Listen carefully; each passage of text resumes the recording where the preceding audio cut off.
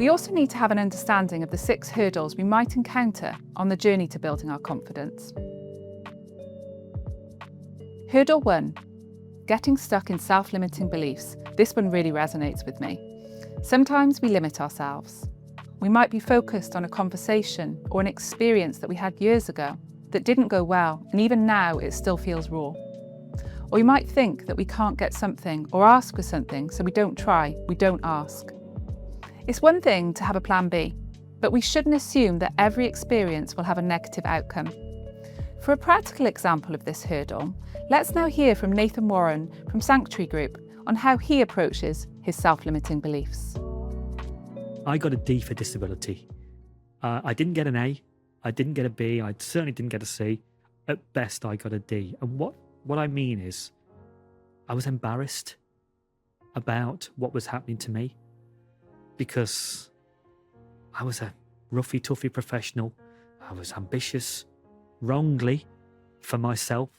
And I thought that this was going to end everything for me.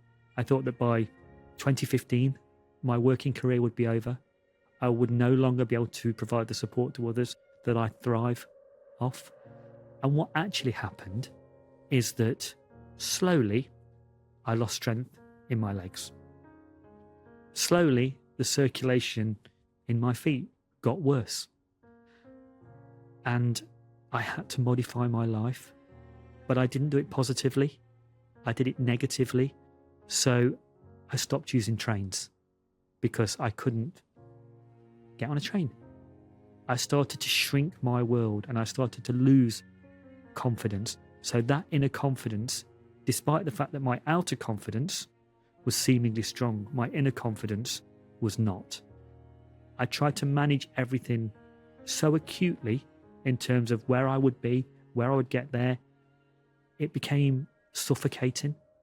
So I would be thinking about a trip to London, like we are today, that's been relatively painless for me. Today, in 2012, I would have gone into hyperdrive, thinking about how I can do that. I didn't need a blue badge because I'm not disabled, so therefore you don't get the support. I didn't talk to my colleagues about it. We had no disability network. I had no lived experience of friends who had gone through this. Nathan, you're not alone. It's a very common experience, I think, particularly with people with progressive diseases that don't have an end point as such. You know, that uncertainty is very real. You're now a very different creature, dare I say it. You are confident, you live comfortably in your skin.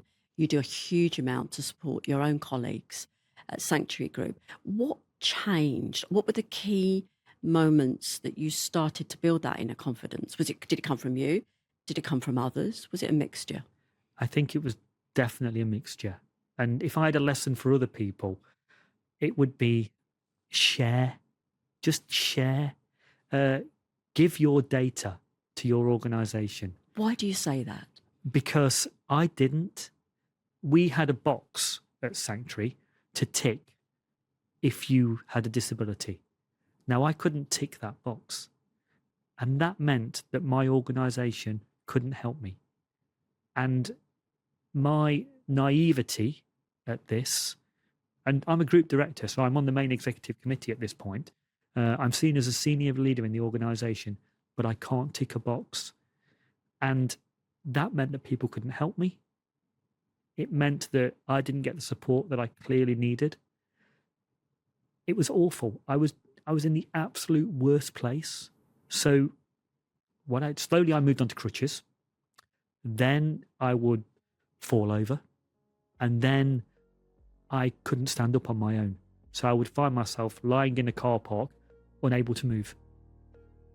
At that point, I don't know when it was lying on the floor, I just made the decision that I needed to take ownership of this and I needed to come out. I spoke to LGBTQ friends about the moments they'd had where they told people their story. And for me, that was what I did. I just started to be a bit more open. What did it trust. do for yourself? What were the positive impacts of you not masking anymore? I ticked the box. I got a blue badge. Parking in car parking spaces, which are 100 yards away from a supermarket, is incredibly painful when you can't walk, but your mind's telling you that you're not disabled. It all changed. Immediately, all the support of my organisation, which is fantastic, was wrapped around me. Suddenly, people were talking to me about the disability that they all knew about, but I was uncomfortable to talk about. It is a wonderful, wonderful feeling when that weight lifts off your shoulders. And the organisations that many of the people who use PurpleSpace and many of the Sanctuary employees have around them is able to do what it does, provides the support that now I'm a planes, trains and automobiles, not planes, less planes. But nothing restricts me. I have a great wheelchair. I've got colleagues, friends, family, and I can be the person that I was in 2008 again. No, it's made me better. Let's hear another example, this time from Sanofi's Leon Ochiai, who shares how he has learned to overcome self-limiting beliefs. What you can see on the screen right now, which is a chest and above portrait picture of myself. But in reality, actually, I am sitting on a wheelchair and I will need wheelchair to go anywhere. So this happened when I broke my neck and had a spinal cord injury. I knew that there are many things that I cannot do. It was my interviewer, general manager of the country, who basically said that, Leon, enough. You don't have to talk about what you cannot do. Tell me about what you can do, because I will be employing you for what you can do. That is a very strong word that stays in my mind, because when you have trouble, when you have barriers, when you have challenges, you tend to keep things in yourself. You tend to forget that what you can do, and then you always talk about self-limiting factors.